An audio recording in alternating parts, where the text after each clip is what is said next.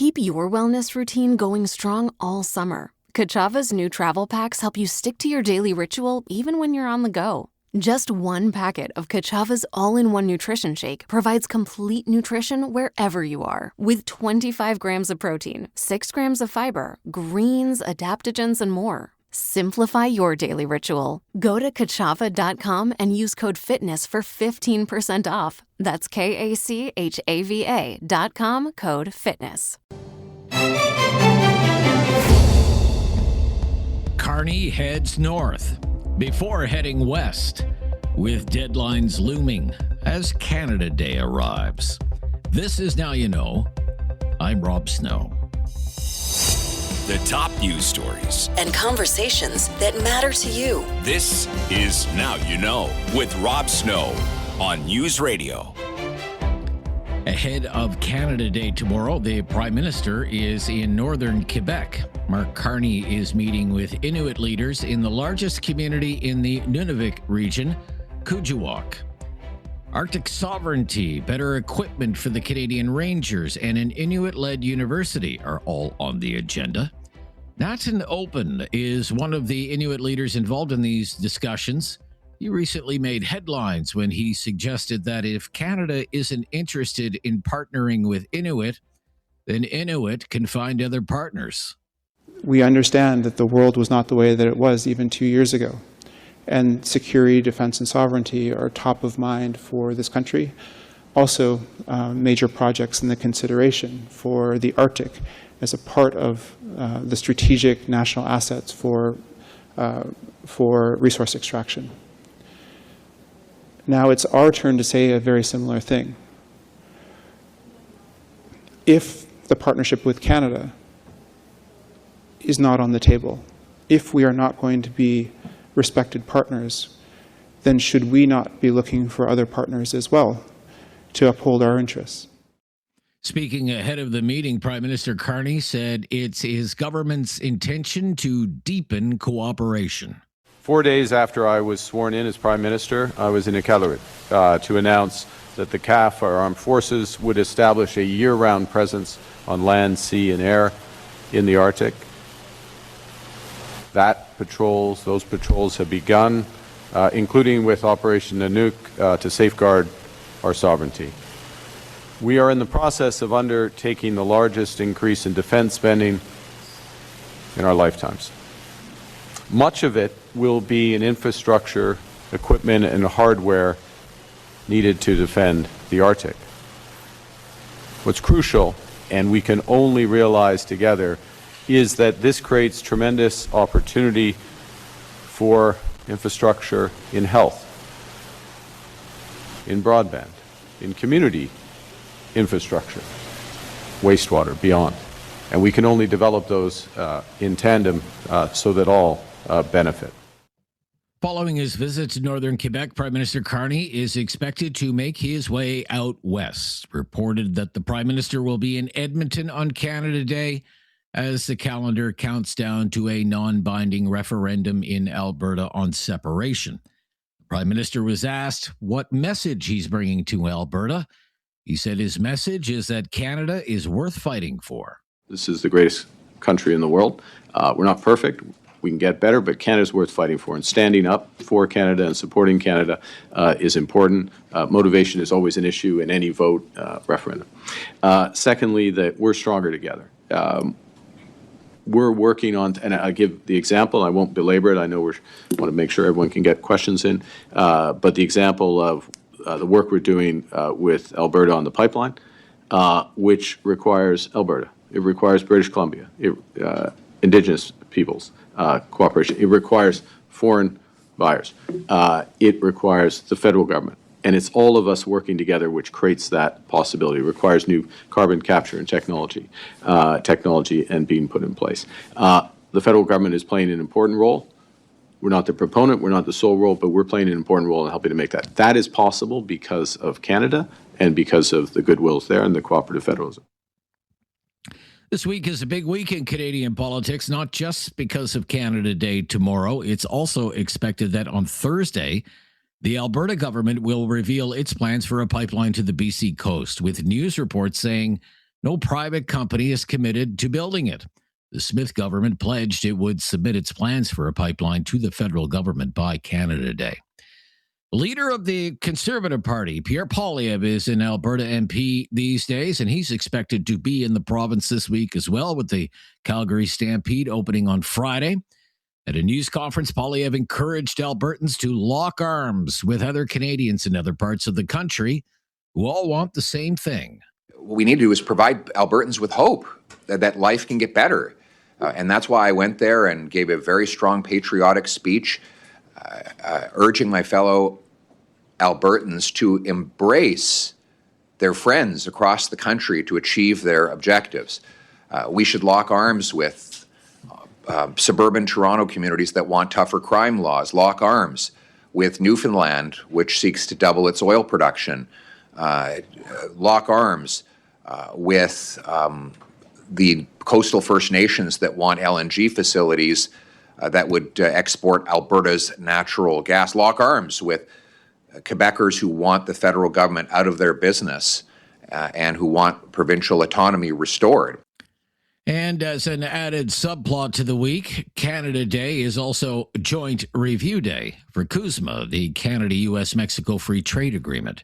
And people in the Trump administration have been saying in recent days, Canada and the United States are not even close to a deal. Prime Minister Carney has said that's because he's not going to sign a bad deal. He says he wants to sign a real deal. We operate a little differently. We're very team-oriented here in Canada, so it matters. Madame Charette, Monsieur Dominic LeBlanc, Ambassador Wiseman, the provincial premiers feeding in, the advisory council that we have, discussions with a broad range of stakeholders. All of that feeds into our preparations for this, knowing what we want and what we don't. There'll come a point, there'll likely come a point where that possibility emerges. We also judge the possibility. I mean, we could sign a bad deal this afternoon, right? We could have signed a bad deal a year ago. We're not going to sign a bad deal. So it has to be a real deal. With Canada Day tomorrow, the polls show the Carney Liberals are still the preferred choice for most Canadian voters. The most recent poll from Liaison gives the Liberals an 8-point lead over the Conservatives. That same polling firm released survey results today, suggesting 80% of Canadians are proud to be Canadian. But when asked how they plan to spend Canada Day, 1 in 4 said they plan to do nothing special. I'm Rob Snow. This is Now You Know, and this is News Radio. Now You Know with Rob Snow continues on News Radio. We go to the cushy confines of the Glebe neighborhood in Ottawa, one of Ottawa's toniest neighborhoods, home of million-dollar mansions, embassies and ambassadors' residences, a place where they plow the snow before it even hits the pavement. It also happens to be the home turf of one Professor Ian Lee from the Sprott School of Business at Carleton University. Welcome back. Thank you, Rob. I do want to point out, though, that I never got a bailout from any Liberal government or Conservative government or NDP government to buy my house. I had to do it, the old-fashioned way, blood, sweat, and tears, and saving and scrimping and saving to come up with the down payment, that sort of thing. The normal way that ordinary Canadians buy a piece of real estate. So I did it very differently. My path to that house was very different. Yeah, maybe you don't know the right people. I do want to get back into this so-called condo bailout. We talked about this last week, and it's the questions just keep on coming about this. There seems to be, from what I'm reading, a general agreement that if this goes ahead, you would have the Carney government in Ottawa and the EB government in BC preventing a natural price correction in the condo market there. You seemed to indicate that last week. Is that still your belief? It is, and I want to explain to everybody. I mean, I'm just astonished we're having this debate in Canada, and especially from Carney. And this is not any kind of a cheap shot. Look, Carney's wearing two hats. There's Carney, the really smart, professional, educated, experienced economist who understands the economics of markets and so forth, and he does. And then there's Carney, the politician. And when an economist or anybody goes into a business person or anybody goes into politics, then the political forces and drivers kick in. This decision was made by Carney, the politician, not by Carney, the economist. In fact, he's even warned about this sort of thing in the past. I'm not judiciously selecting quotes. He said this creates moral hazard, which is just a fancy academic term for when you bail someone out, then the rest of the people in that industry expect to be bailed out too. So why would you go and hustle and try and reduce your losses if you're losing money? Because, hey, the government's going to save me. Let's turn this now to the real estate and why it was such a terrible, terrible idea. And I know there's lots of people right now writing op-eds, because I'm reading them, saying, don't you understand, Ian, the prices, they're overpriced. Yes, they are. And we need to bring the prices down. Yes, we do. Or at least we want the prices to come down. What they're missing completely is that what this decision will do is prevent the prices from coming down further, because now the government has imposed a floor, not a ceiling, a floor on prices. Let me give you a counterfactual here. If the government really was sincere, deeply committed to saying, look, we want because Carney said they don't want to sell at a loss. He said that. That's on the record. I agree with him. Nobody wants to sell at a loss. I don't want to get a pay cut. Who wants to get a pay cut out there? Nobody. Okay? Nobody wants to lose their job and get laid off. That goes without saying. Those are platitudes and motherhood statements. But if the government really wanted to use its power to drive down and force the developers to cut prices, to move the unsold inventory, you could simply amend the Tax Act of Canada. I'm not advocating this. I'm just saying you could amend the Tax Act and state that all real estate developers carrying unsold properties will not be able to deduct those costs of those unsold properties if they are unsold for more than X months, or 12 months, or 6 months, or 9 months. I can predict with absolute certainty that if that was an amendment to the Tax Act, so they could no longer deduct their losses on properties unsold after a specified period of time, and I don't mean 10 years, I mean 90 days, 6 months, 12 months, you would see developers slashing prices to unload the unsold inventory so they didn't get nailed on their taxes.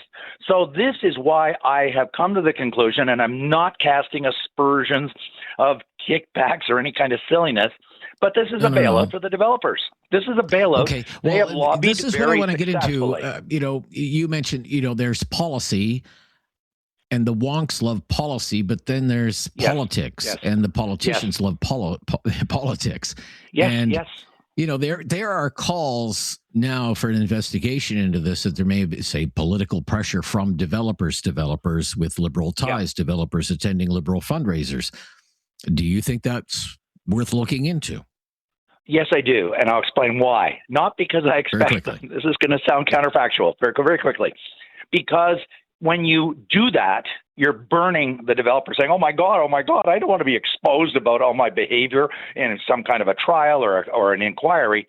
And so any politician will say, gee whiz, I'm not going to go down this road again because it's just going to hurt me too much politically. You're raising the cost of doing this kind of bad policy if you're going to investigate it. Not that I expect there's anything nefarious, but if they do go forward with an investigation, it's really going to make this decision very costly politically to both the Eby government in BC and the Carney government in Ottawa, and they won't go and do it again. So that's why I think it's useful to have an inquiry, let all the dirty laundry out, all the stinky, smelly laundry out, and Carney and his advisors will say, we're not going to do this one again. This is too painful politically for us. It's going to hurt us in the polls. Okay.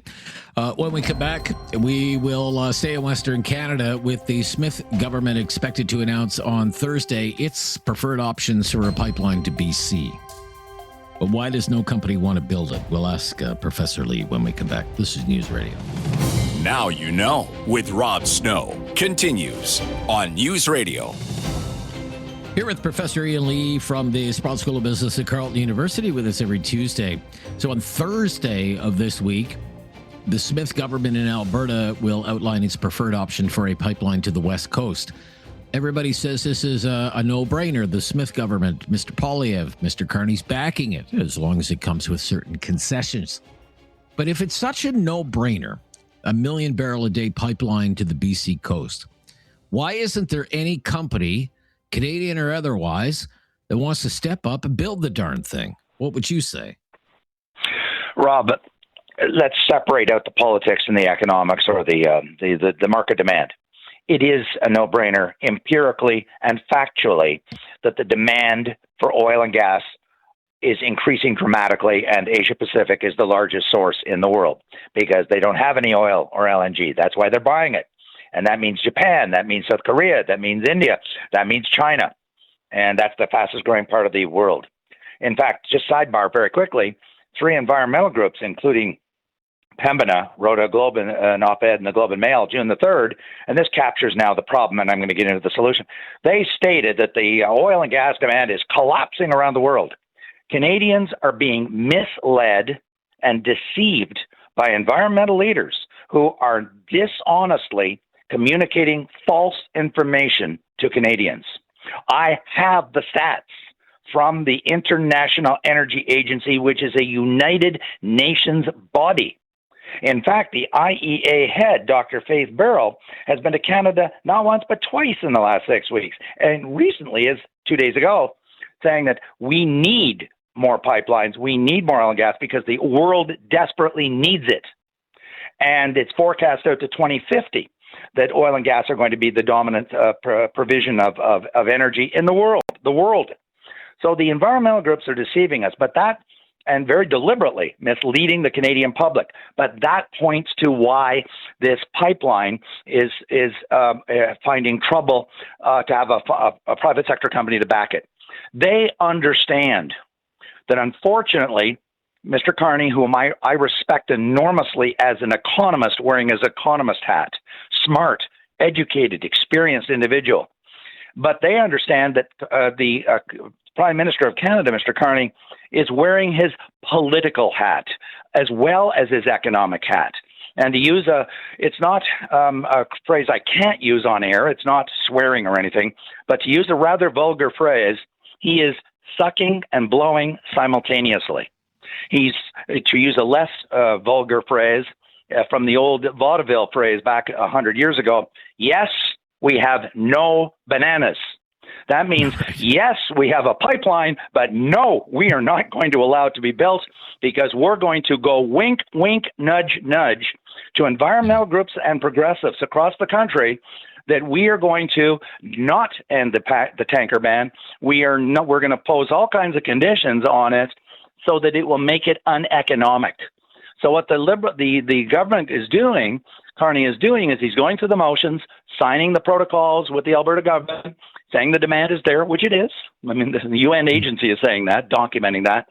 But at the same time, he's making it known to everybody he's not going to remove the barriers that will prevent the pipeline from being fully successful. And so no private company is going to step into the same and go through the same scenario they did the last time until Mr. Carney says, I'm going to show leadership, not followership to a minority.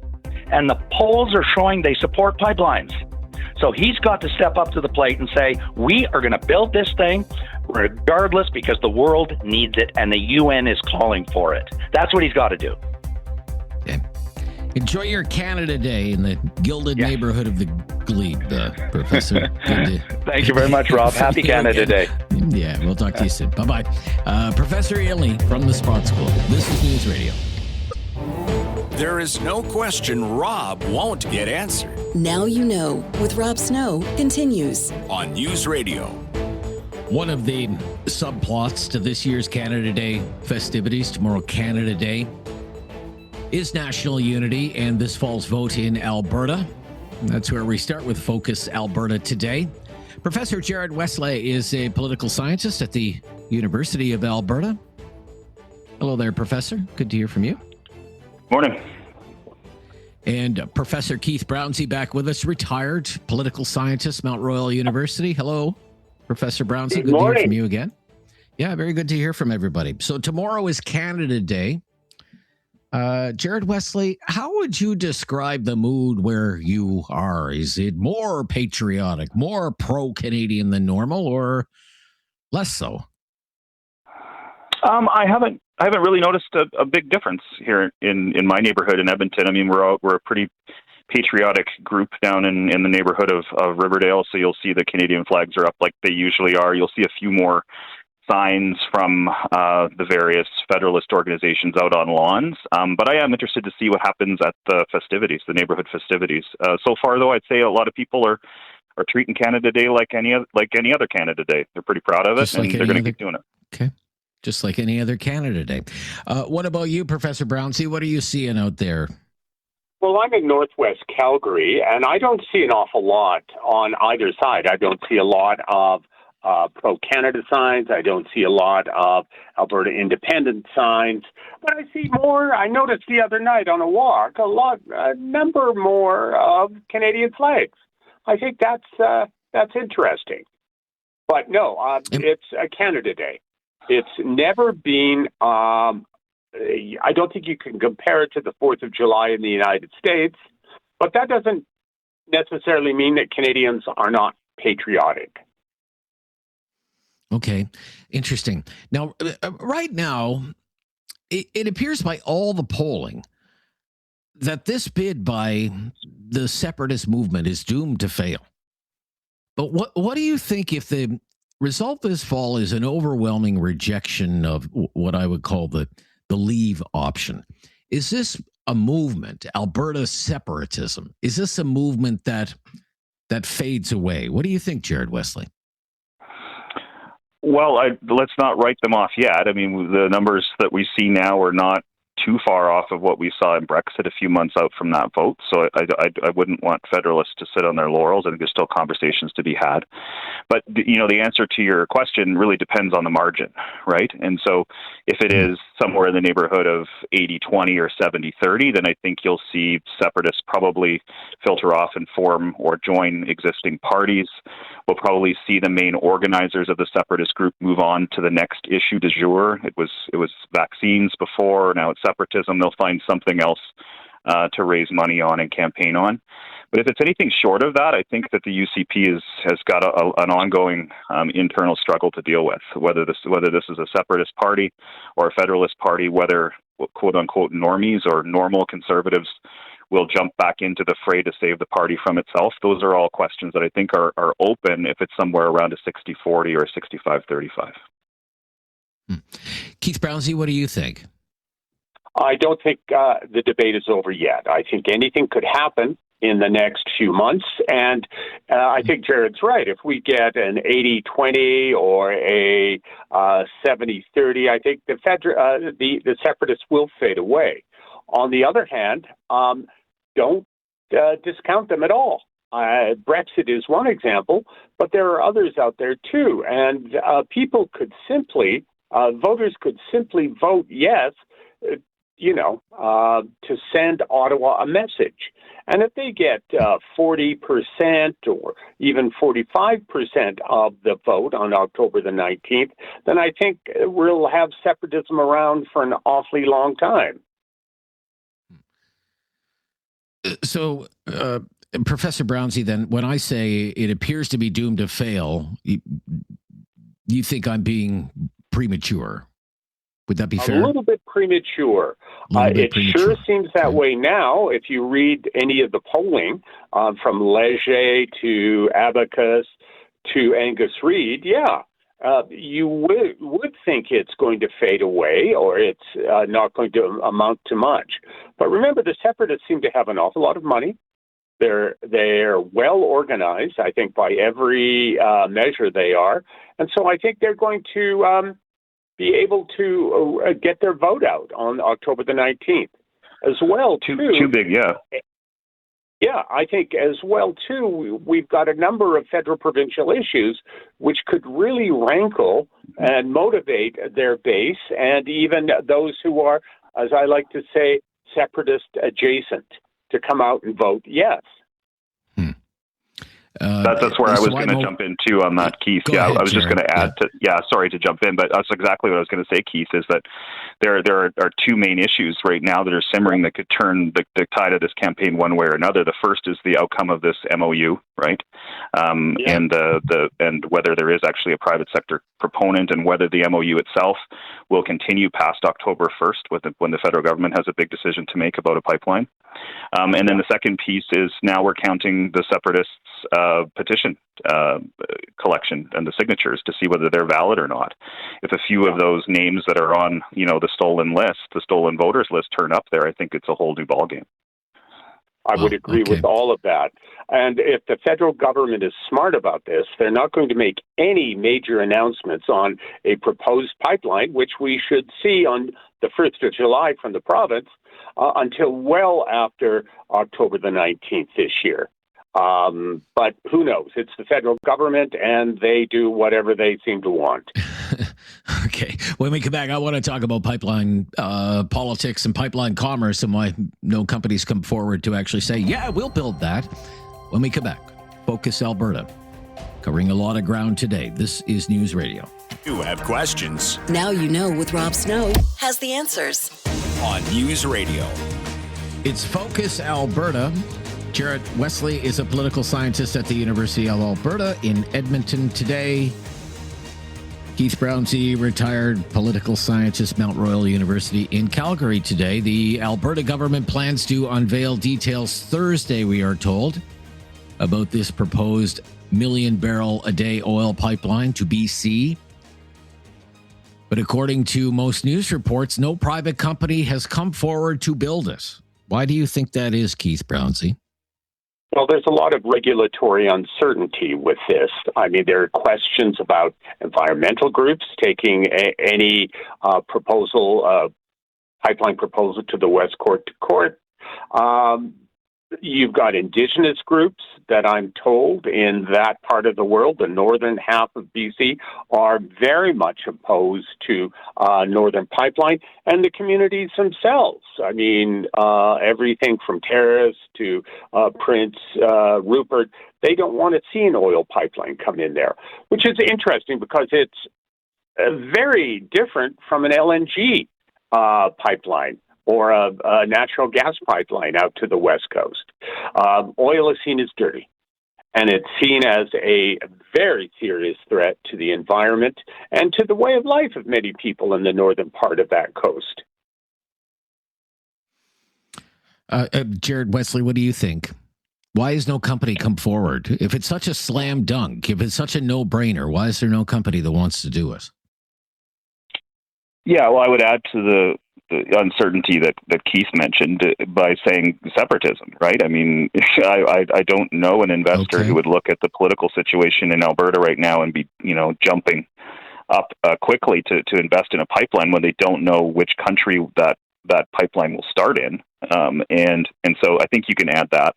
I also think that there's folks in the business community that see this as an opportunity to gain even more leverage with governments to deregulate the industry, right? And so I think the provincial and federal governments have really put themselves in a bind here by setting a strict set of timelines to make these decisions, and companies know that.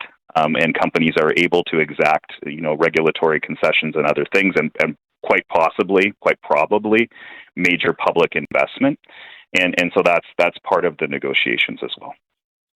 Oh yeah, absolutely. Okay, and so too. Go ahead, I mean, Kate, these companies, the big pipeline companies and the oil and gas companies themselves have probably done studies which say, well, the markets may not be there. And if they are, they may only be there for another 5 to 10 years.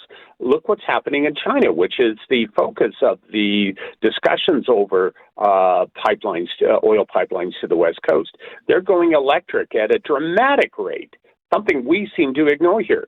So simply the markets for the product, bitumen, may not be there. What does this mean, though? I kept hearing in the run-up to this, there's a grand bargain. There's a grand bargain now between Ottawa and Alberta. You hear it from the Prime Minister. No pipeline without carbon capture and storage.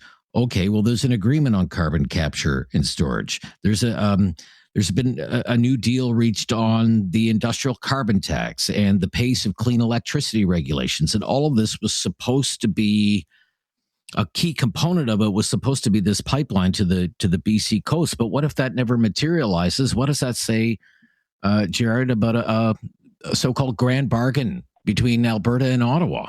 Is there no grand bargain at all? Well, all the things that you mentioned are certainly necessary conditions for a deal, but they're not sufficient, right? And I think that the harder stuff we haven't even talked about is ensuring that there is consultation and the duty to consult is fulfilled with First Nations as well.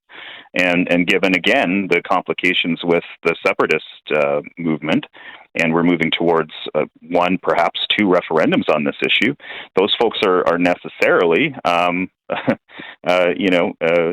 reticent, I think, to engage in serious conversations around a pipeline too. Then we haven't even talked about the BC government either. So, we can talk about a grand bargain between the federal government and Alberta, and that will serve the Premier, I'm sure, politically in her mind. Mm-hmm. But to actually get a pipeline built requires a much bigger bargain with a lot more players. Yeah, we forgot about the British Columbia government. The Premier in BC, David Eby, has made it very clear his province wants nothing to do with an oil pipeline to the West Coast, at least in the northern half of the province. And his government is absolutely opposed to it. And there are some constitutional issues around that opposition that still have to be worked through. Okay. When we come back, what every political science professor, I'm sure, wants to hear these days. So I asked AI, and I did this morning. So I asked AI, who are some Albertans that have had an outsized impact on Canadian politics? I'll run down what my chat buddy told me this morning, and then I'll run those names by our professors today, and just figure out what they think of the names that are on the list, who's missing, maybe who shouldn't be on the list at all. When we come back, this is News Radio. No question goes unasked or unanswered. Now You Know with Rob Snow returns on News Radio. Political scientists are with me today on Focus Alberta. Jared Wesley from the University of Alberta, retired political scientist from Mount Royal University, Keith Brownsey. So I asked AI, professors, I know you love to hear that. So I asked AI, who are some Albertans that have had an outsized impact on Canadian politics? And these were the results from the AI chatbot I most frequently use. And this is what it said. R.B. Bennett, Prime Minister in the 30s, created the Bank of Canada, Canadian Wheat Board, and CRBC, forerunner of the CBC. R.B. Bennett was born in New Brunswick, actually, but made his fortune as a lawyer in Alberta. Peter Lougheed, Alberta Premier. Ernest Manning, Social Credit Premier. Preston Manning, founder of the Reform Party. Stephen Harper, of course, Prime Minister for almost a decade. Jason Kenney, former Harper Cabinet Minister and Premier. So is there anyone, Jared Wesley, you would add to the list, or anyone you think doesn't belong on the list? Well, I think in recent years, Preston Manning may be doing his best to work his way off that list in terms of courting separatist curious folks in this province, but I'll leave that one alone. I find it interesting the list doesn't include Ralph Klein or Rachel Notley for actually getting a pipeline built to the West Coast, right? Ralph Klein was an interesting one because he was under many of the same pressures as Premier Smith is today, right? There was separatist angst in and around the Quebec referendum in early 1990s, and he pushed back solidly and said these folks have no place in our party. And he actually, made a strong argument for federalism in reaction to the firewall letter that Stephen Harper and other conservatives here in the province wrote, and said, actually, you know what? We don't need radical change. We just need to make the system work. So I think you have to think of those folks. The only other thing I'd say is all of those are what we call part of great men history. There's a lot of people that work behind the scenes to make this federation work. So I'd look for people like Aricia Lenny and Al O'Brien, folks you haven't heard of that are actually helping those premiers to do what they did. All right. Interesting. Yeah. What about you, Professor, love to hear your opinion. Who would you add to the list? Who do you think maybe shouldn't be on the list? What do you think, Professor Brownsey? I'm not sure Preston Manning should be on the list. I'm not sure Ralph Klein should be, although the arguments I've heard are quite persuasive. I would put, and I'm going to get blowback on this, Jim Coots, an advisor to the federal Liberal government for under Pierre Trudeau and Lester Pearson for a generation. And he had an outsized influence and certainly promoted Alberta interests at that level. Peter Lougheed, interesting. He should be on the list. And R.B. Bennett. I mean, if you ask people today who R.B. Bennett was, you'll get blank stares. People don't remember one of the most important prime ministers in Canadian history. And you're quite right. He brought us the forerunner to the CBC, the Canada Wheat Board, the Prairie Farm Rehabilitation Act. I mean, the list goes on. He revolutionized this country, and this was a conservative. I thought his record was rather spotty when it came to handling the Depression, though. Was there not a lot of pushback to his perceived lack of response to the desperation at that time, Professor? Well, in those days, everyone thought the Depression would simply go away. And by early 1934, Mr. Bennett, remember he was in office from 30 to 35, Mr. Bennett made a series of radio broadcasts which became known as the Bennett New Deal.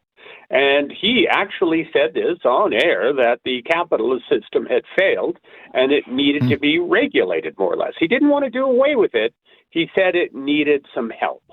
And he came along with things such as unemployment insurance, housing programs, social assistance. I mean, it was all there under R.B. Bennett.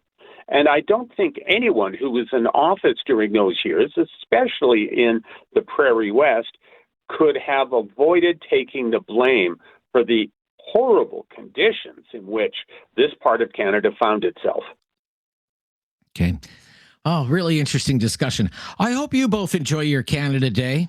I will have a happy Canada Day here. Thank you so much for the discussion today. Great stuff. My pleasure. Thanks for having me. Yeah. Professor Jared Wesley is a political scientist at the University of Alberta in Edmonton today. And Keith Brownsey, retired political scientist at Mount Royal University in Calgary. That's Focus Alberta. A lot of fun. Talkback is coming up next. I'm Rob Snow. The latest breaking news is coming up next as well. This is News Radio. It's time to talk back. On Now You Know with Rob Snow. Call now. And have your say. 1-833-668-2577. Welcome to Talkback. Great to be back with you this week. It's 2 hours of debate and discussion on the big issues of the day.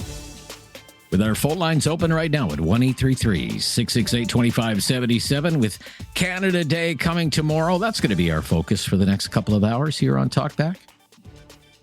We want to ask you about great Canadians, people who have helped make Canada a great country. People in the past and people in the present day who have made Canada a great country and a better place to live. Here's what we want to ask you today. I mean, it's pretty basic stuff. Who is a great Canadian? Name a great Canadian, in your opinion. Name a great Canadian. Who is someone that you think made or is making Canada a better place to live? It can be anyone, really. It can be someone of historical significance. It can be a political leader. It can be an activist, a scientist, an astronaut, a historical figure, a sports hero, someone you think is important for Canada. Or it can be someone you know, someone in your community, maybe someone you've come to know and admire, someone in your neighborhood who deserves some recognition for what they've been doing to make Canada a better place, to help out in their local community, to help their neighbors. Who deserves some recognition? Name a great Canadian for me. Just name someone. Name a great Canadian.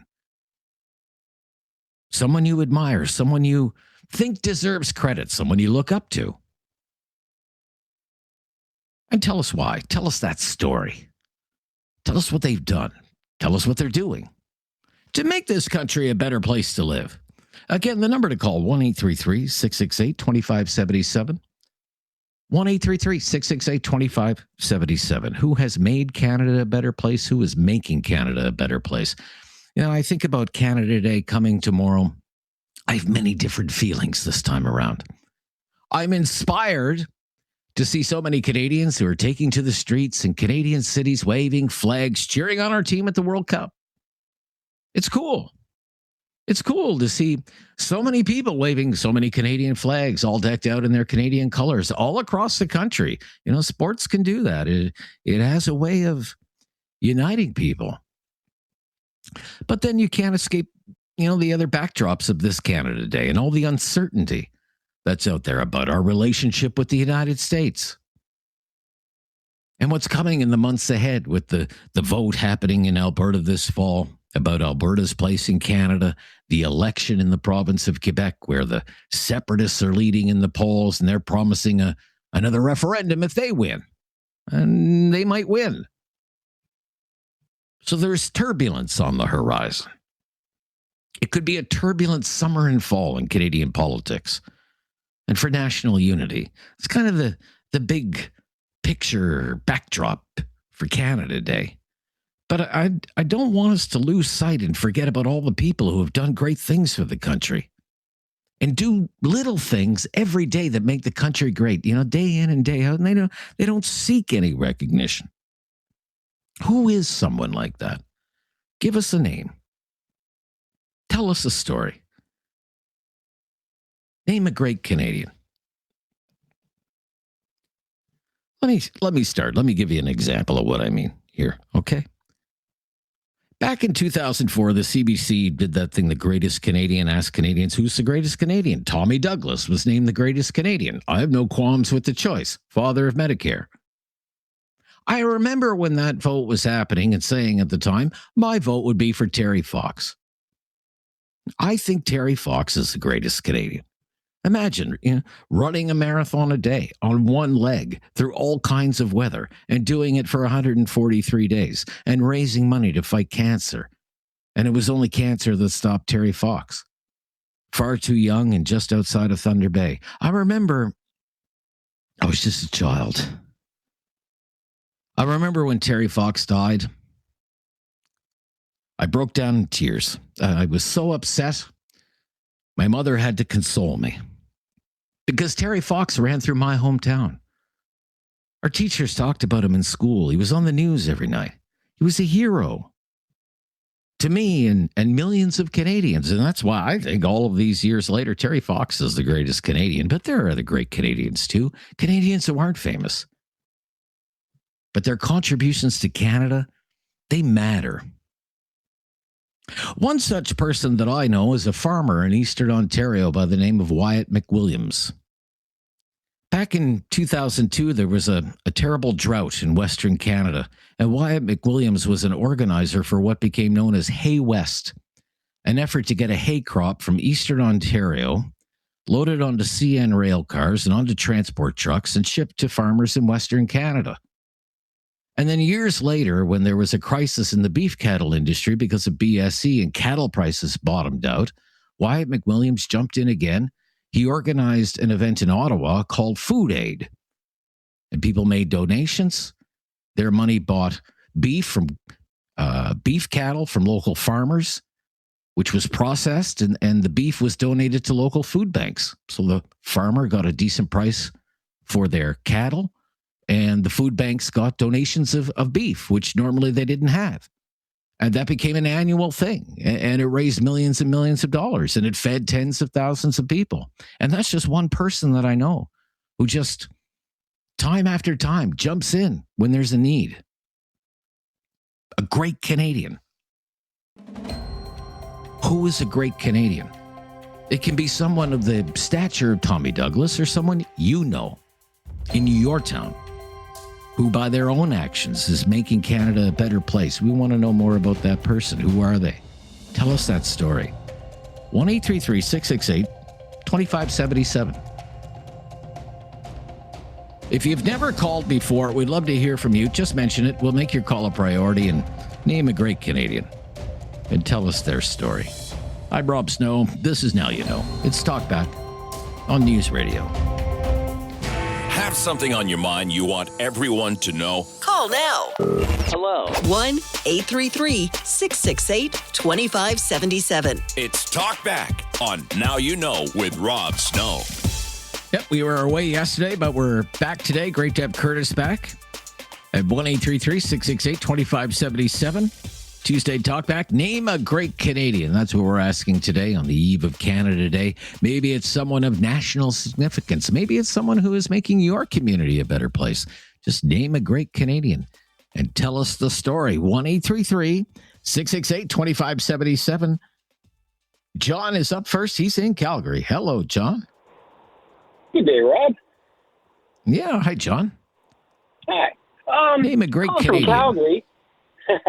Well, I'm coming from Calgary. I might get a little harshness about this one, but Pierre Elliott Trudeau, who gave us our Charter of Rights.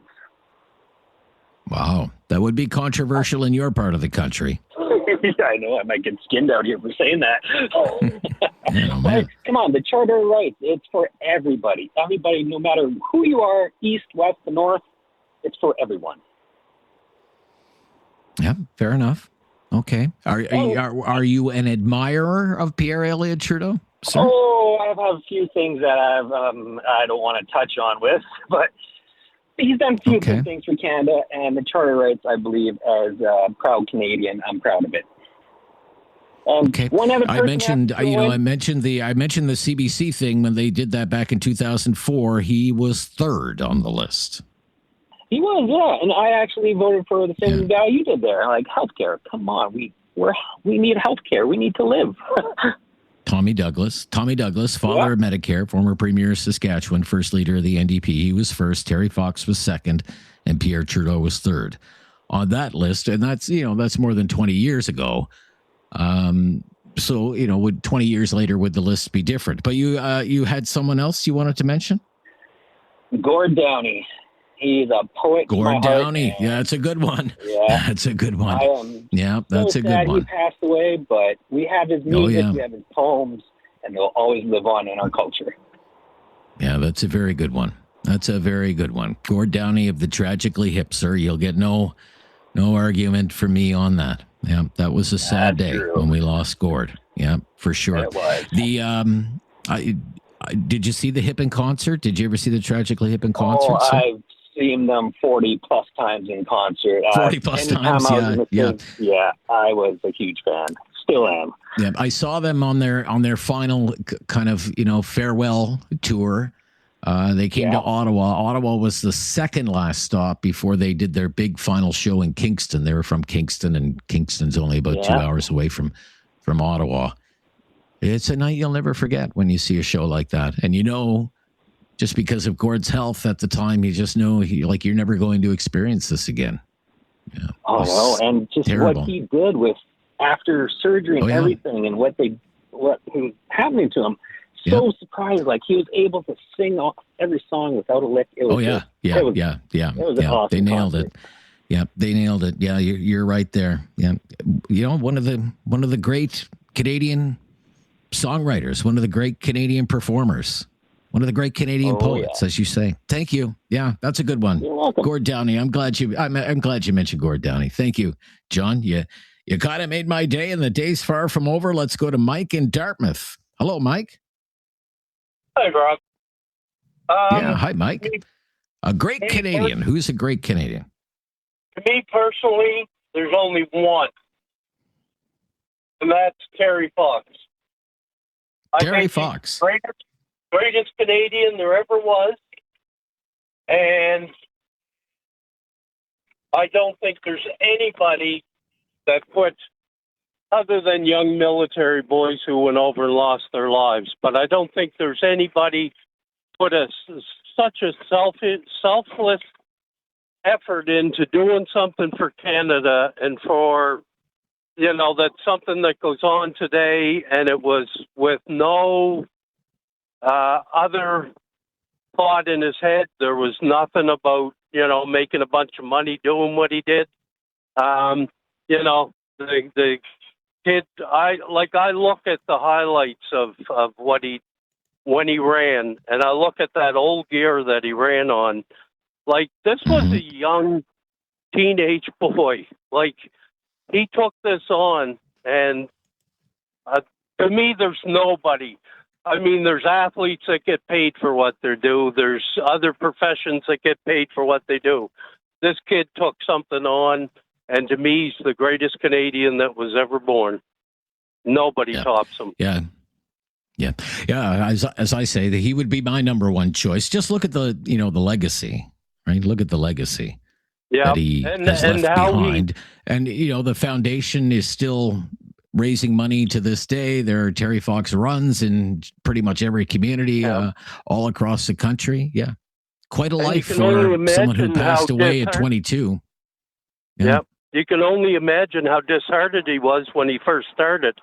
And nobody in Newfoundland and that was really catching on to what it was. And by the time he got over here to Nova Scotia, he had built something that just kept growing and growing. So, phenomenal kid. Yeah, absolutely. No disagreement from me. He had a terrible time in Quebec as well. Almost no media coverage. People just didn't know what he was doing. But as you say, one of the great Canadians, if not the greatest, Terry Fox for sure. 1-833-668-2577. Lots of lines available. No wrong answers today. Just name a great Canadian. It could be someone with the lasting legacy of Terry Fox. It could be someone who is doing something in your own community, maybe volunteering, helping out with a charity, helping out their neighbors. I'm Rob Snow. This is News Radio. Have something on your mind you want everyone to know? Call now. Hello. 1-833-668-2577. It's Talkback on Now You Know with Rob Snow. Name a great Canadian. It's pretty easy. Talkback today. Name a great Canadian. Chris is in Cambridge. Hello. Chris, first-time caller. Hi, Chris. Hi, Rob. Thanks for having me. Hi. So, my pleasure. I certainly agree with Terry Fox and Tommy Douglas, but I'll go off the board a little bit. So I'm going to say the people that built the railway across Canada, completed in, 1885 or something like that. But the men and women who did that job did something very significant for the country and united the country, I think. Oh, absolutely. Absolutely. Yeah. A lot of immigrant labor, right? A lot of Chinese labor as well. Right? Yeah, very much. Yeah. Yeah. So just wanted to, it was first time caller, so I just wanted to throw my little piece in there. I thought it might be something a little bit different and wanted to add. That's very good. Yep. Very good. Yep. Thank you. Yep. The builders of the CPR, Canadian Pacific Railway. Let's go to Calgary. Chris is in Calgary. Hello, Chris. Name a great Canadian for me, Chris. Hey, Rob. Happy Canada Day. Happy Canada Day to you. Coming from Alberta, there's a lot of, I think, divisiveness that we're seeing in the country. And one that I thought I'd get a shout out for is, I don't know if anybody's seen the new Tom Green show that's on air now, but Tom Green, great comedian. If you have a chance, I recommend you watch that show, because it's the first time in a long time where I've kind of had a little bit of an inspired Canadian pride, reinstalled back in me. And he's got a lot of great guests, Canadian artists, whatever, but kind of a bit of a goofy guy. But if you watch his show, there's a lot of Canadian pride undertones, and it's kind of made me feel proud again for, first time in a while. Cool. Yeah. Well, isn't that something? Yeah. Tom Green, good Ottawa boy. Got to start in Ottawa. Yeah. On community television, on Rogers Television, community television had an evening show where he did all kinds of goofy things. And look, all of these years later, he's done the Hollywood thing. He's back home now in the Ottawa area. He's kind of on the outskirts of Ottawa now. And he's living on a farm, and he seems to love life. And he's always walking around the farm with his straw hat on. And he's got this donkey and everything else. Yeah. He loves Canada. And, he does, and even one of the episodes, he exercised his, ability to speak pretty much fluent French, and there's just, so I think people like that can, when Quebec feels like they're Quebec and Alberta feels like they're Alberta, there's having someone like him can kind of, be the glue that binds in some way. Yeah. Isn't that interesting? See, I didn't know that about him. I didn't know about his ability to speak French. It doesn't surprise me. A lot of people who went to school in Ottawa, I mean, they speak beautiful French. Ottawa is an official bilingual city. Quebec is like right across the river, a 5-minute drive away. It doesn't really surprise me, but isn't that something? I didn't know that about him. Fluently bilingual. Tom Green, a great Canadian. That's a good pick. I like that pick. Name a great Canadian. It's a pretty easy one today. Can be someone famous. Can be your next door neighbor if you think they're a great Canadian. Just name one and tell us the story. 1-833-668-2577. The latest breaking news is coming up next. This is News Radio. Call now. Hello. 1-833-668-2577. It's Talkback on Now You Know with Rob Snow. Name a great Canadian. That's what we're asking today. Name a great Canadian. The known, the lesser known. No less deserving of some credit or recognition. 1-833-668-2577. To Halifax for the first time today. Wayne is in Halifax. Hello, Wayne. Good day, sir. How are you? Very good, Wayne. Thanks for calling. Name a great Canadian for me.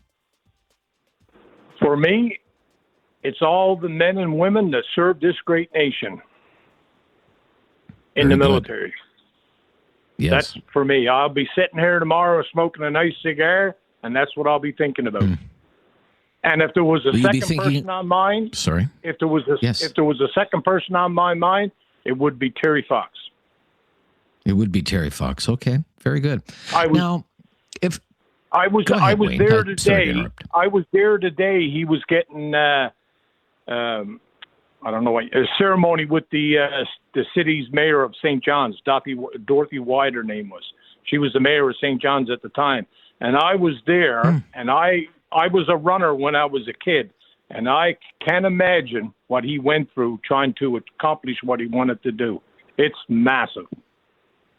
Yes. He did an awesome job. Yeah, and look at the legacy, right? The lasting legacy. Like we're still talking about him today, right? Yep, he did it. Yeah, and I've done many small marathons. I've never done a full marathon, but the longest thing I ever done, and that was on a bicycle, was 700 kilometers, and that was painful enough as it was. Imagine running on a what do you call them? Orthotic thing leg. There, and and made it as far as Thunder Bay. Yes. Yeah. Anyway, every time when I think of great now, people, when you speak of our Canadians who served, is there anyone in particular that you think of? Anyone in particular come to mind? No, because I came across many mentors when I was in the military. Commanding officers. You did. Chiefs and petty officers. I was Navy, of course, and a lot of cadet organization I was involved in. I was involved in the Navy League, the Sea Cadets. Then I went to the Naval Reserve, and then I went to the regular Navy. So I was involved in all of it, and I met a lot of mentors, many of them. A lot of great Canadians. Good. Very good. I really enjoyed your call today, Wayne, in Halifax. 1-833-668-2577. Name a great Canadian. Vicky is also in Halifax today. Hi, Vicky. Hi, how are you? I'm very good, Vicky. Yeah. Looking forward to Canada Day. I am, I'll say. Exactly. I'm looking forward to the cake. I always like that Canada Day cake. Canada Day cake. Okay. Very good. Name a great Canadian. So I met him when I was about 5, John Dunsworth from Trailer Park Boys. He played Jim Leahy. Okay. He played the Trailer Park supervisor.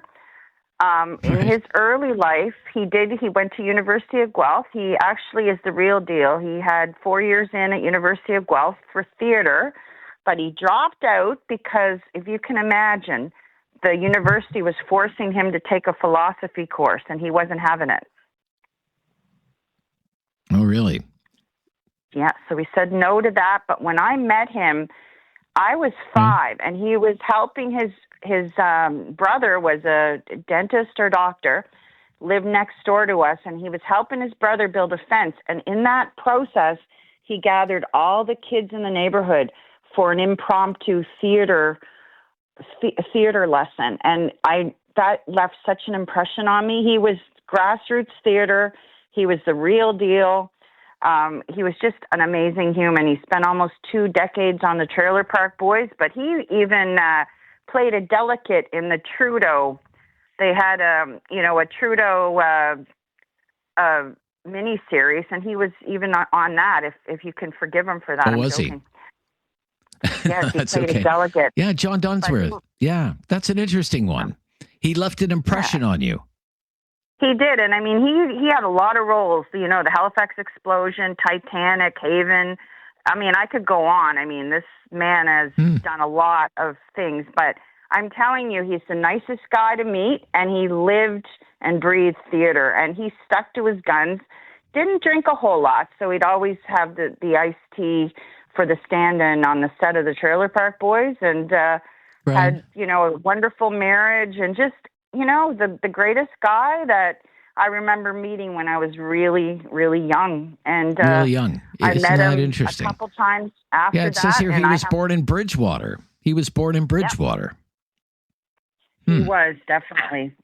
And I don't want anyone to forget him because he left an impression on me from an early age. Well, that's a great one. Thank you. Thank you. I wasn't expecting someone from the cast of the Trailer Park Boys to be named today, but that's great. Canadian actor, filmmaker, John Dunsworth. A great Canadian. That's what we're asking today. All of our phone lines are available right now. It's a fairly basic talkback today, and there are no wrong answers. Just tell me who you think a great Canadian is. We're on the eve of Canada Day, and we want to celebrate the people who make the country great. At 1-833-668-2577. Love to hear from you. I'm Rob Snow. It's Talkback on News Radio.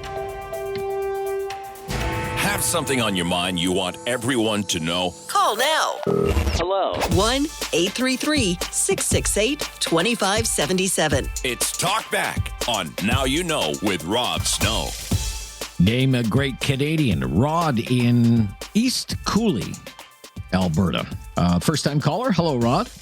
Hey, how are you doing? Yeah, very good, Rod. Name a great Canadian for me. Yeah, this person is somebody this country could really use now, and unfortunately he's gone. He was known as the Minister of Everything, and that would be C.D. Howe. Oh, that's an interesting choice. Yeah. Why do you think he's someone who literally he was recognition? the Minister of Everything. He touched the railroad, the military. There's the C.D. Howe Institute. This man did so much for the country, so multi-talented. Boy, oh boy, if we could have somebody like that in the country working with us, we'd be sure getting somewhere quick. So that's my C.D. choice. Howe. Yeah, it's a very good one. Yeah, it's a very good one, and he was, as you say, the Minister of Everything. Yeah.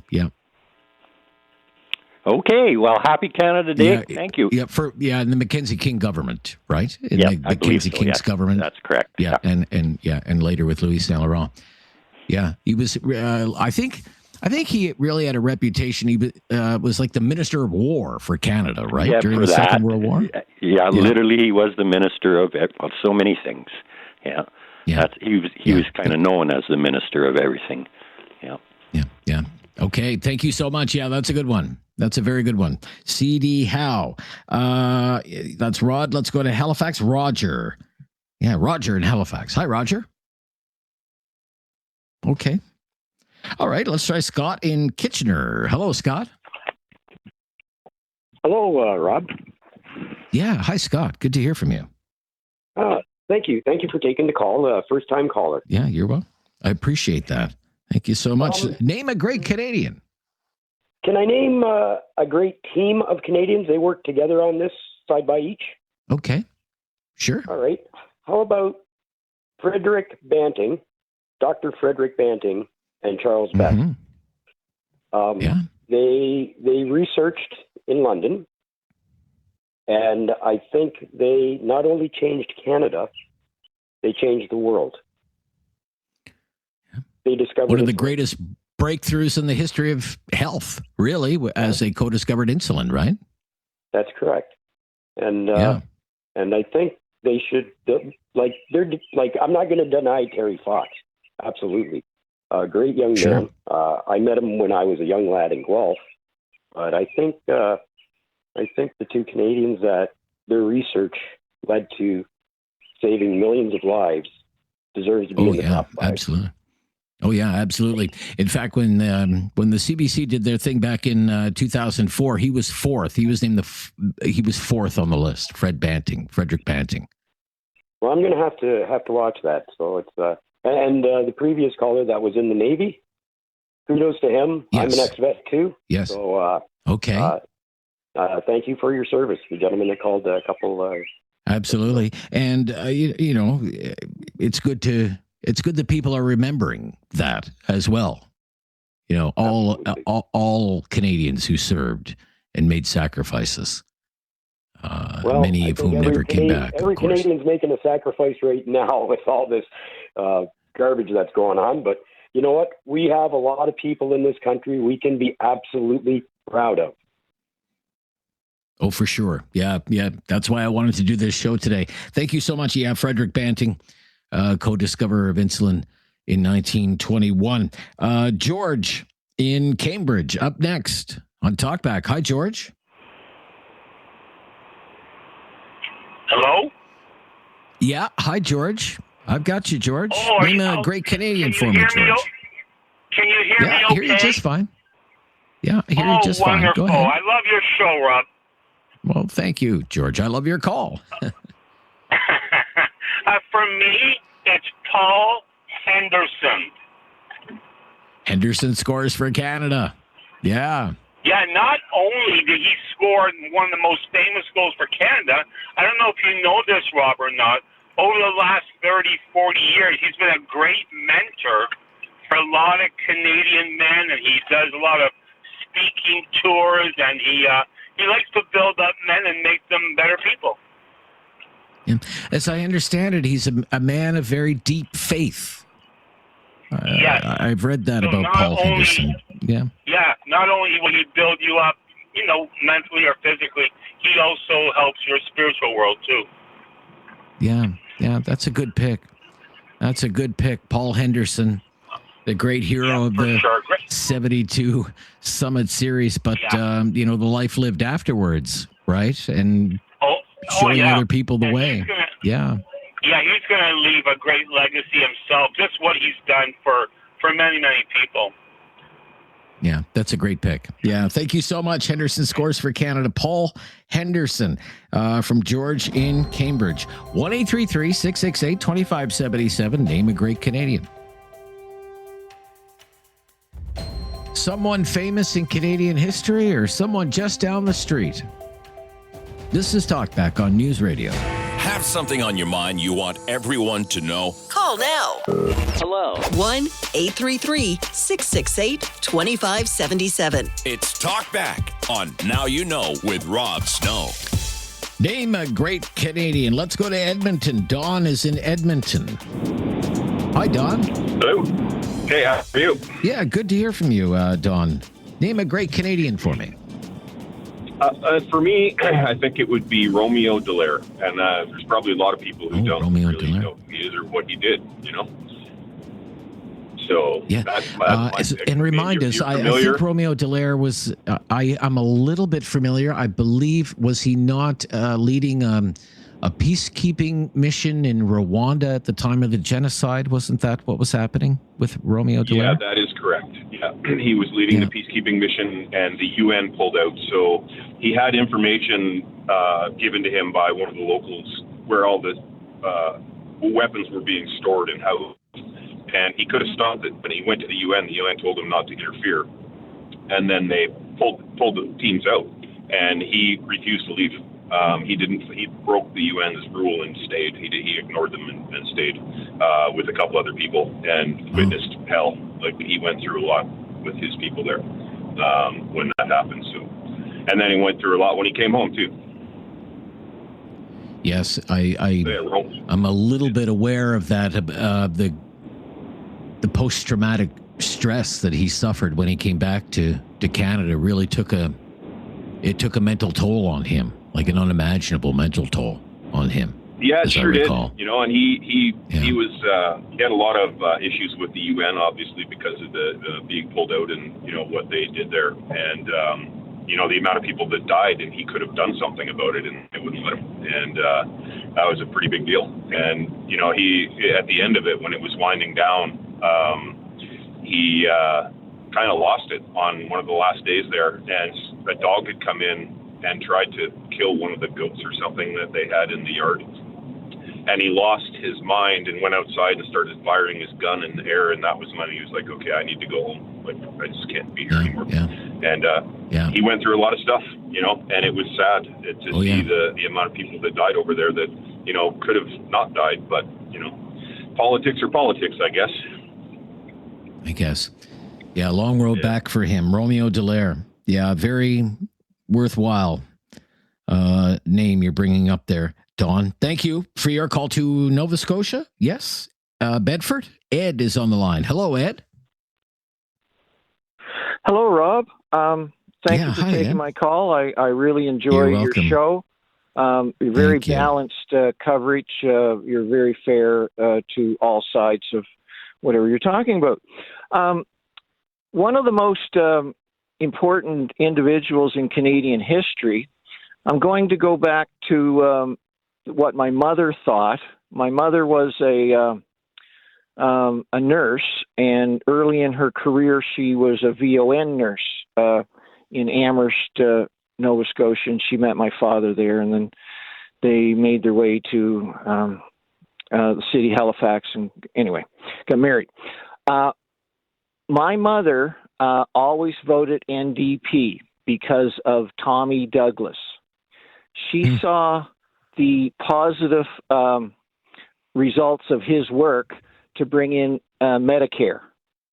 And as a VON nurse, she had seen the marginal part of the population, and she saw what great benefit this had for a lot of society.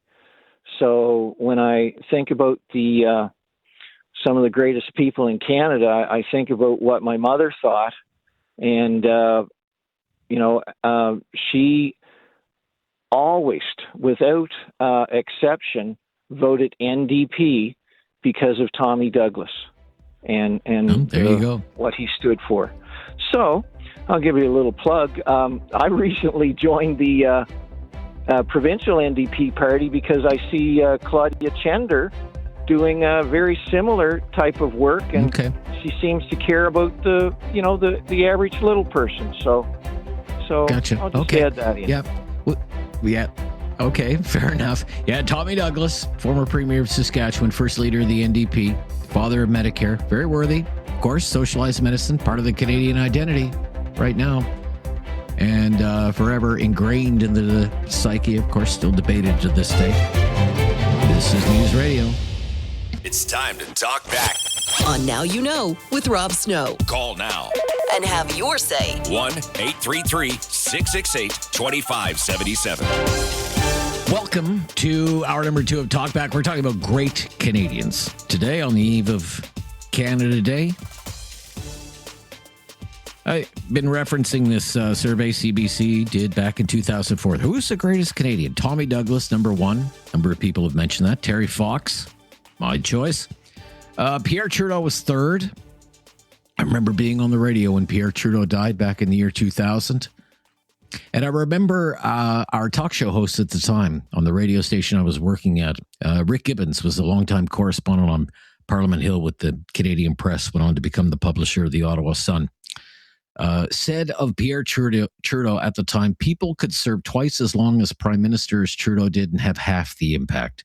Loved and hated, of course. And during his funeral, if you watched it, you may remember that was the first time many Canadians saw Justin Trudeau in public when he delivered the eulogy to his father. And some people view that as the beginning of the political rise of Justin Trudeau. But Pierre Trudeau was third. Frederick Banting's name came up in the first hour. He was fourth, co-discovered insulin. David Suzuki was fifth. Who am I to argue? Lester Pearson, former Liberal Prime Minister, winner of the Nobel Peace Prize. Don Cherry. John A. Macdonald, Canada's first Prime Minister. Alexander Graham Bell, inventor of the telephone. Great work with the deaf from Badek, Nova Scotia. I'll be there in a few weeks. And Wayne Gretzky. That was the top 10.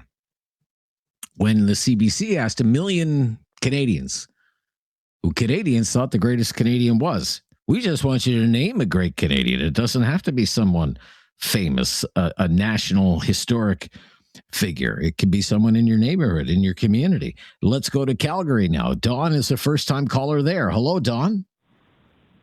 Yes. Hello. Hi. Thanks for waiting, Don. It's very good to hear from you. Who's a great Canadian, in your opinion? Well, very simply, most of your callers are noting people who are relatively new or in the last 50 or 60 years. I throw out two names. One, not particular, is Gordon Lightfoot, whose music unified and played a great part in Canadian music industry. But particularly, my candidate is Sir Isaac Brock. Without him, we wouldn't have a country. And I think many of us have forgotten he ever existed. So Isaac Brock is my choice. And tell us, for people like me, you would be more familiar with it by the sounds of things than, say, I would. Tell me about Sir Isaac Brock. What makes him a great Canadian? Back when we were doing battle with the United States, long before we were solidified as countries, he led the British, Canadian, and Native contingents fighting the Americans who wanted to take over Canada. And most tragically, he died at the Battle of Kingston Heights, but won the battle, and it was a decisive moment in letting Canada become what it is today. Wow, very good choice. Yeah, thank you. Very provocative. Thank you so much. That's Dawn in Calgary, first-time caller there. Dawn in Lethbridge. Yes, Lethbridge, Alberta. Hey, Hi, Dawn. Hi, Dawn. Good day. I just realized, I just started listening to your show about half an hour or so ago, and I just realized when you were doing your synopsis there that my candidate's already been mentioned. But, pardon me, my choice for a great Canadian would be Lester B. Pearson. Maybe not so much that I can recall for his political attributes, but for bringing in our great Canadian flag, which at that time was referred to as Pearson's rag.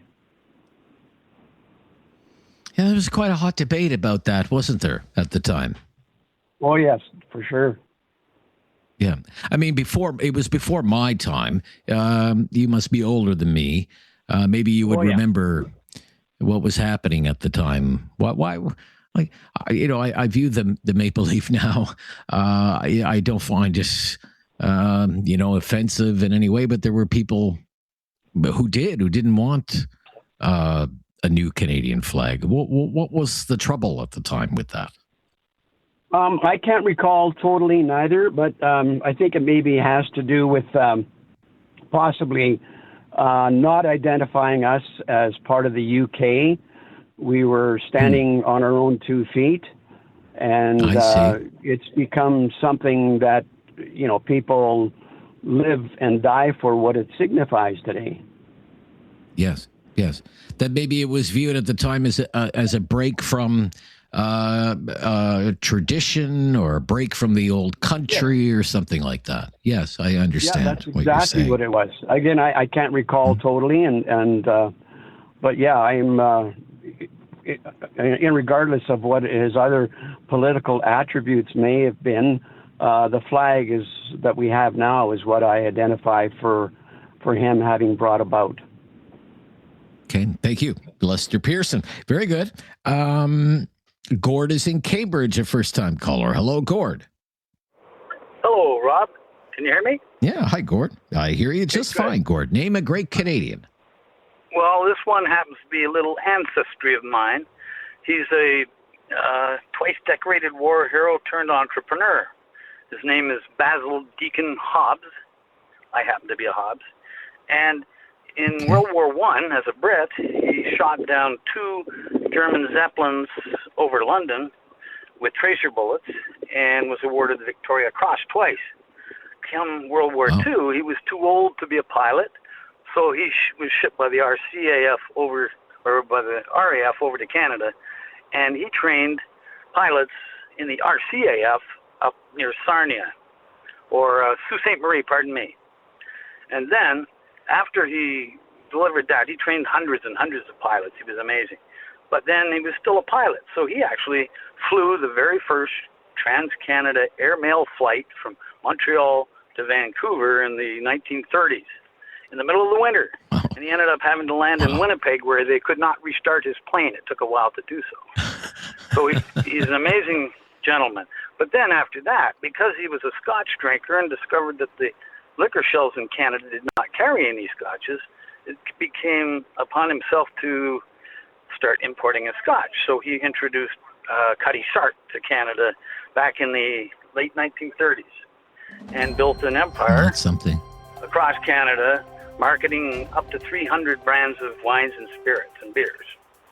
He died a long time ago when I was only 14, but his history carries on. He was actually inducted into the Canadian Aviation Hall of Fame in Edmonton in the late 1990s.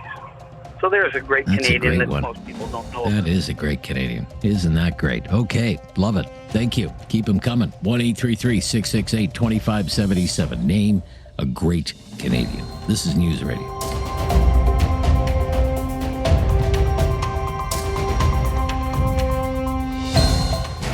Something on your mind you want everyone to know? Call now. Hello. 1-833-668-2577. It's Talkback on Now You Know with Rob Snow. Name a great Canadian. That's what we're asking today on Talkback. Let's go to Khalid in Calgary. Hello, Khalid. Hello. Happy Canada Day, man. Yeah, happy Canada Day. Eve, yeah, to you, Khalid. Yes, sir. Who's a great Canadian? I agree with most of the people that mentioned before from the previous speaker. But the person or the people I'm gonna mention, I moved to Calgary like 2006 from Ottawa. I'm Ottawan like you. Okay. So. Right. There is a company in the financial service brought from America to Canada by 4 Canadians. One of them is David Limbert. This company is spread all over Canada, and the mandate of the company is to educate Canadians about finance, family finance. And I believe every family, every Canadian family they can get in touch with, they can positively help in fixing their finances. One of the people that mostly like I admired and affected with is named Dan Dick from Red Deer. David Limbert from Delia, Alberta, but he lives here in Duenton, Calgary. Dan Dick of Red Deer, like big heart, And does this work with convention? And I believe they are some of the most great Canadians that can affect the lives of Canadians. Very good. Okay. Thank you, Khalid. Yeah, good to hear from you. Where are we going next? Sandra, also in Calgary, a first-time caller. Hi, Sandra. Hi, how are you? Yeah, very good, Sandra. Who's a great Canadian? Excellent. Name one. Well, I've got a few for you, and partly because I see what's missing. So I haven't heard very many women's names brought up. All right. So I wanted to mention the famous five, led by Emily Murphy, included Henrietta Mira Edwards, Nellie McClung, Louise Crummy McKinney, and Irene Parby, and they brought the vote to women, which of course makes Canada great. Another would be Eliza Harper, who's halted the Meech Lake Accord in 1990. Elijah Harper. That's right. Yeah, he held up the Meech Lake Accord. Indeed, benefited all Canadians. He killed it, basically. Right. We might take some lessons from that. And the other would be something you might find controversial, but I'm thinking about Louis Riel, who was elected 3 times to the House of Commons in Manitoba and brought in the Manitoba Act of 1870 and refused bribery from the United States to join up with them. So I think he's one of the biggest reasons that Canada exists as it is today. Was hanged. He was hanged, and wrongly so, my friend. Yeah. Okay. All right. No, the suffragists, I'm glad you brought that up. That's good. That's a really good one. I think we have different views on Elijah Harper and his role in killing the Meech Lake Accord because I supported the Meech Lake Accord, and you can, but that's just me, and you can have a totally different opinion because you can draw a direct line between the death of Meech and then the near death of a united Canada with the 1995 referendum in Quebec. I think that's a fascinating conversation for another show.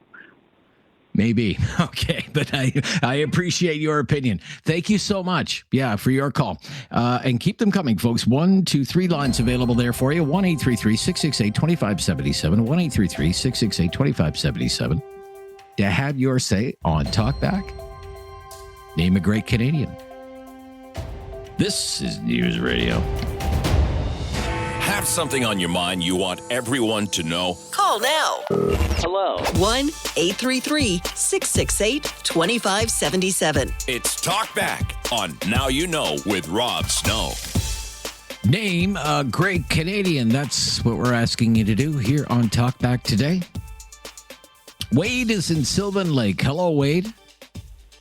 Hello, Rob. How are you? I'm very good, Wade. Okay. Oh, good. I hear you just fine. Yeah, go ahead. Perfect.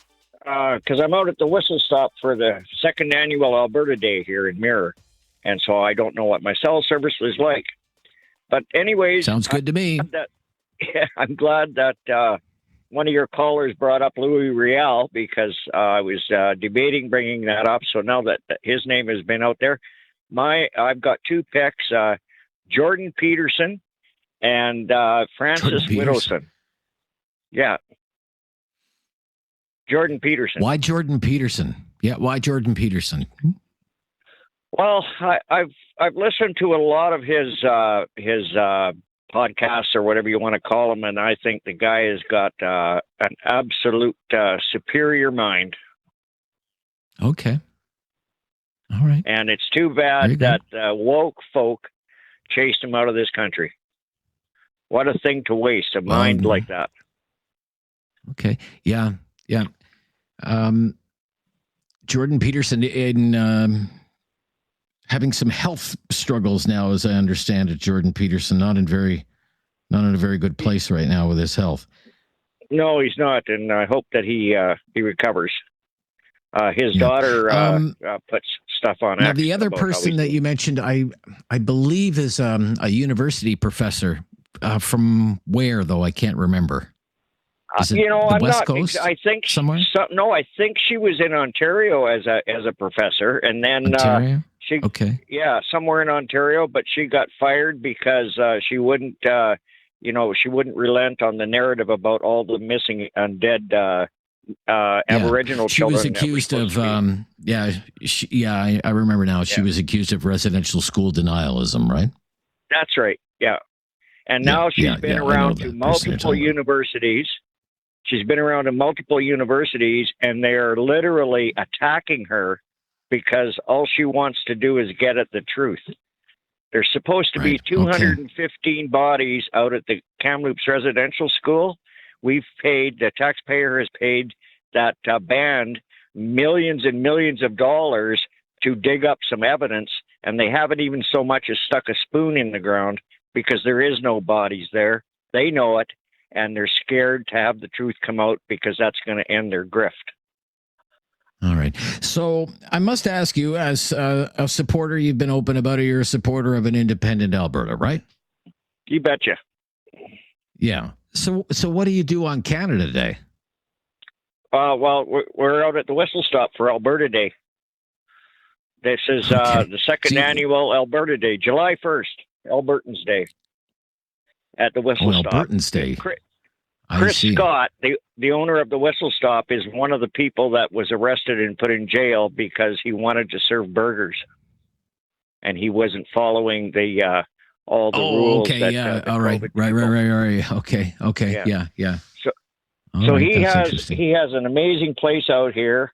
Last year, I think there was like 3,500 people here, and this year it's going to be even bigger. Interesting. Okay. Great place. All right. So not much. So you're no red and white, no maple leafs. Nothing like that. I've been looking at the. Or do you hang them up? Do you fly them upside down, or what do you do? I did have one flying upside down, but it got too ratched by the wind, and I had to take it down.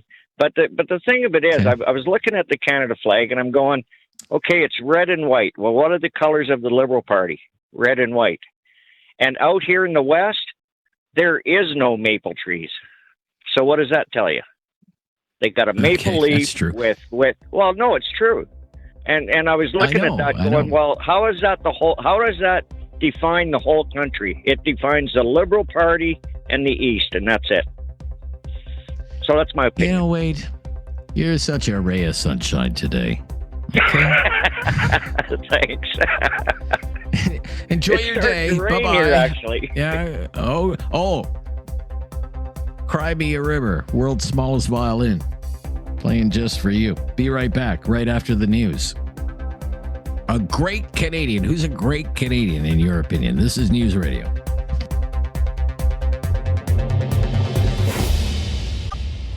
Have something on your mind you want everyone to know? Call now. Hello. 1-833-668-2577. It's Talkback on Now You Know with Rob Snow. Yes, it sure is. Name a great Canadian. That's what we've been requesting from you today here on Talkback. It's been very, very busy. And lots of interesting names coming up in the mix. Zach is going to offer up one now. Zach's in Calgary. Hi, Zach. Hi, Rob. Yeah, hi, Zach. Who's a great Canadian? I have a couple. I wouldn't put Tommy Douglas on my list, but soldiers like my great-grandfather who fought for us, they belong on top. And particularly the unknown soldier whose names we don't even know. God rest their souls. And I've got two great historical figures and one living that I love to talk about. The first one is Patrick Burns of the Big Four. He founded the Calgary Stampede. He was an extraordinary example of a self-made pioneer. He viewed his wealth as a way to serve his community, particularly in times of tragedy. I don't know if you know about do you know about the Frank Slide in Alberta? Frank Slide. No. Yeah, it was a mountain that basically collapsed and buried the town of Frank, and it killed over 70 people. And Pat Burns, he was one of the first individuals to respond. And same with the huge fire that devastated Fernie. Okay. He a great Canadian, a great Albertan. And Father Lacombe, I think, he was one of the most prominent missionaries of Western Canada. And his diplomacy, his charity work, and his love for the Blackfoot and the Cree tribes, they were foundational for Alberta's early history. He famously brokered a peace deal. There was a battle between the Cree and the Blackfoot in 1865, and he actually advised Chief Crowfoot during the negotiations of Treaty 7. And for living Canadians, I would say Don Cherry. You know, he's a proud and unapologetic patriot, even when it was unpopular to be a patriot not too long ago. And despite his wild wardrobe, you know, one of the things that really stuck to me with him was he spoke like a normal and everyday Canadian. And we love him for it. All right. All well and good, Zach. Thank you. Yeah. Number of recommendations there. Thank you. Yeah. Very good. History lesson 2, Zach. Thank you. Where are we going? Kitchener. Ian is in Kitchener. Hi, Ian. Hey, how you doing? Yeah, very good, Ian. Name a great Canadian for me, Ian. Definitely not Wade. Anyway, no, you might. I'm not sure if you might think this is a bit odd, but I'm a huge Rush fan, and I think Geddy, Alex, and Neil. They represented Canada around the world amazingly. And Neil's lyrics, there are so many great things in his lyrics. There was so many great things in the books that he did. And the other big thing is that a lot of people don't understand or know that Rush has done a lot of charitable work as well. And, you know, speaking of Alberta, do you remember the big flood that happened? I'm not sure what year that was. Maybe was it somewhere around 8 years, or actually it was even longer, but I'm trying to think when Red Deer, Alberta, they did a concert there, and all the money from that concert went to flood relief for that. So cool. I really looked up to that band and just thought, you know, great Canadians. There's so many great Canadian musicians and that are on a world stage. And speaking of one, my band's actually opening for Kim Mitchell tomorrow for Canada Day. I play with a band called Always on Friday. We're an 8-piece band, and you know what? If there's one drug in the world that is amazing, it is music. And Canadians been giving some really good drugs to the world from our talents. Let me ask you, just because you're a musician, okay? Yep. Have you heard of this band that I'm hooked on this band? I'm going to go see them in Ottawa on my birthday. For the Ottawa Blues Fest. Okay. Engine de Poitrine. I was just going to say, Engine de Poitrine, you're going to say that, aren't you? And you did. Yeah. I love that band. You know, that band has actually, I look at, has revitalized music. And because they're doing microtonal, which is very unique. You say whatever you want about the costumes. It focuses on the music, and the talent of those guys is incredible.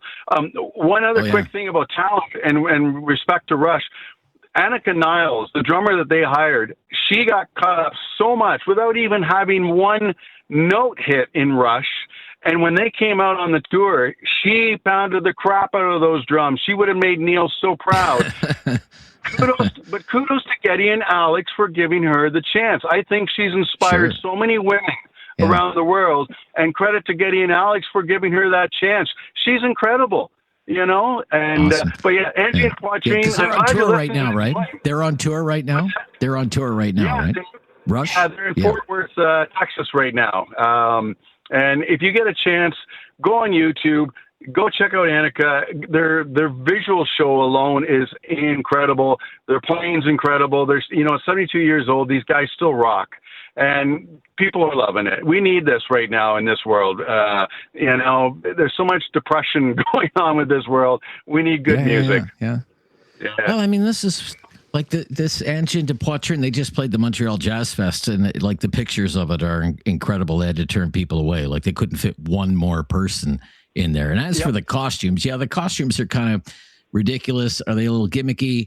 Maybe. But when I first saw it, I was like, this is kind of like a Daft Punk thing. Like these guys are brilliant, but you don't really know who they are. And it lets you, concentrate on their greatness at the same time. So yeah, thank you. Yeah, that's a lot of fun to talk about music today with you, Ian. Thank you. All right, folks, hang on the line. Sorry, I had to get a I plug in there. I can't stop listening to that band, watching that band, Angin de Poitrin. Check those guys out. Incredible. Like from the Saguenay, from Chicoutimi. I mean, who would have thought? Like just hit the big time. 1-833-668. Yes, concentrate, Rob. 1-833-668-2577. Great Canadians on Talkback today on News Radio. Have something on your mind you want everyone to know? Call now. Hello. 1-833-668-2577. It's Talkback on Now You Know with Rob Snow. And let's get to Sarah's in Kitchener. Find out her choice for a great Canadian. Hi, Sarah.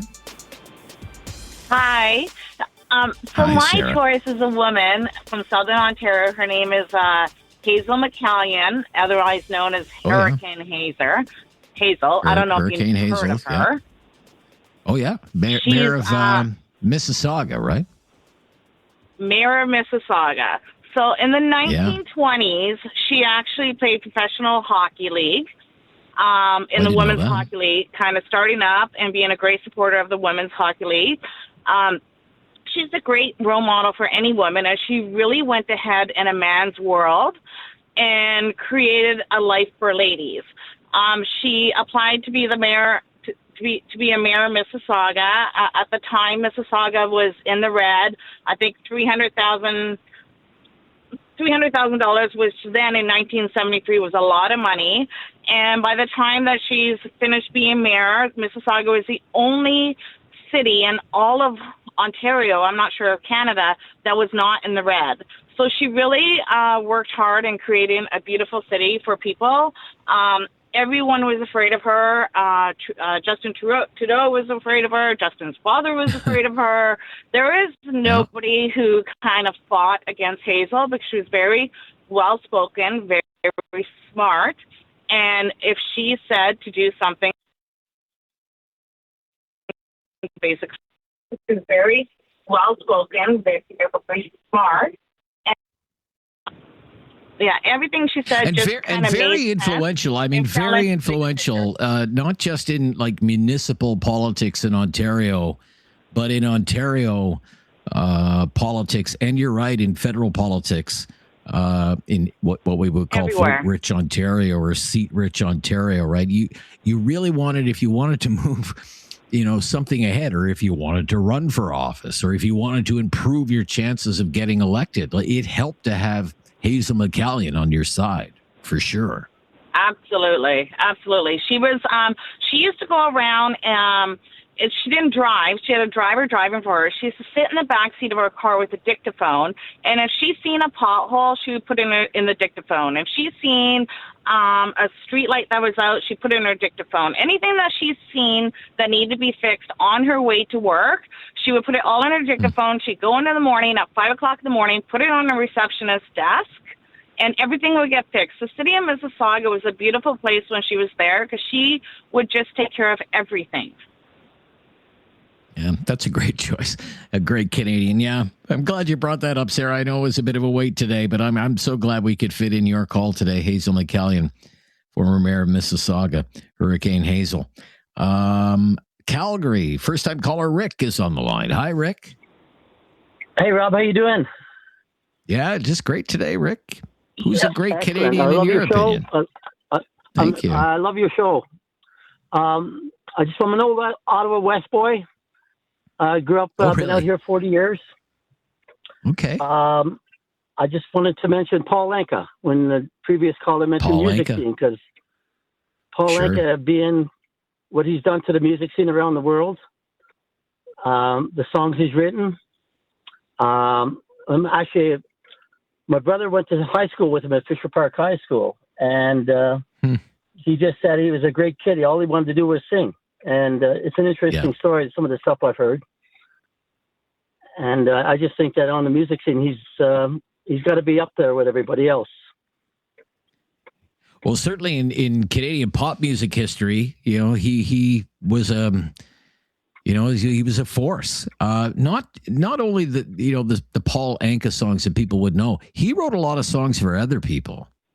He You wrote got that songs. right. I think, if I recall, he wrote songs for Frank Sinatra, Paul Anka. Frank Sinatra. You got like Engelbert, Elvis. All of these famous guys sang all his songs. And a quick thing is that he and David Foster, Michael Bublé is where he is because of David Foster and Paul Anka took him under their wings and brought him to the world stage, basically on. Yeah, that's great. Yeah, Paul Anka. I mean, in Ottawa, there's Paul Anka Drive. Yeah, there's Paul Anka Drive, and every time he always, some of his interviews that he's had in the past, he always mentioned Canada. He's proud Canadian, and he talks about Ottawa. I had his book that my brother sent me out. He's in Toronto. He sent it out to me in Calgary here, and I read it, and it's just the interesting stories that come up. It's amazing what he went through to get where he is. Yeah, that's a great pick. Yeah, thank you. Thank you so much for your call. Great to hear from you, Rick in Calgary. Paul Anka. More of your calls. I think we have maybe time for one or two more. When we come back, name a great Canadian. I'm Rob Snow. It's Talkback on News Radio. Have something on your mind you want everyone to know? Call now. Hello. 1-833-668-2577. It's Talkback on Now You Know with Rob Snow. Name a great Canadian. Lots of great responses from our callers today. Let me tell you a quick funny story. So I went to Montreal on the weekend. Went to buy a truck, a very, very used truck. And on the way back from Montreal to the Ottawa area, I saw something that I have never seen around here. It was a car towing a small utility trailer. And on top of the car was this giant flag that said F. Carney. F. Carney. And on the trailer, there was a big sign, and it said F. Alto, the high-speed rail project. And this car, it's like just motoring down the highway, and it's this old Buick LeSabre, and and this flag is flapping in the wind, and it's F. Carney. You just don't see that around here in this part of the country. I mean, between Ottawa and the west part of the island of Montreal, like it's all liberal, just about. It's all red, and the prime minister is pretty popular in this part of the country, and that corridor along the highway between Ottawa and Montreal. But that is where Alto is going to go. This high-speed rail project, that's supposed to be the first phase between Ottawa and Montreal. And once you get outside of Ottawa, and like before you get into Montreal, like in the rural area, I mean, it's all farms. It's one farm after another. And there are people who are very worried about what this train route is going to mean for their farms, because in some cases, this train is supposed to go right through their farms. And that's why farmers came to Ottawa and had a protest a few weeks ago. But I have to say, I wasn't expecting to see that on my way back from Montreal on Saturday. Like this big F. Carney flag rolling down the highway on top of this. I want to say it was like a 1980s Buick LeSabre.